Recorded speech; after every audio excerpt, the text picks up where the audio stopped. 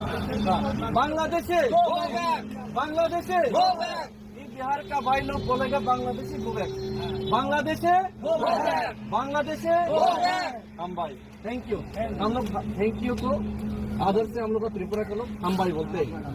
हम भाई जैसे कि हम लोग नमस्ते बोलते हैं, जैसे कि थैंक यू का मतलब शुक्रिया। आपका बांसगांव का लोग को बहुत अच्छा लगा और ये जो हिंदू मंदिर बन रहा है बहुत अच्छा है। और हम लोग का जो बांग्लादेश में जो हिंदू है त्रिपुरा हम लोग का इंडिजिनस लोग है बहुत अच्छे लोग,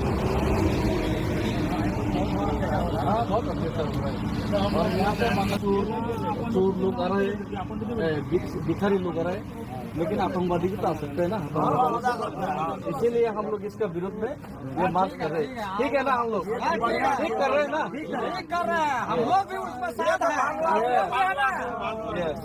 हम लोग हिंदू को जो हम लोगों को ये कहता है, हम लोग साथ देने के लिए तैयार है। बांग्लादेश को भेजना चाहिए ना, बांग्लादेश में बिल्कुल वोटर को हम लोग पूरा प्रूफ करके जो बांग्लादेशी हमारा अंदर घुसा है उसको हटाना है। Thank you thank you. Okay सभी को हाय हाय हाय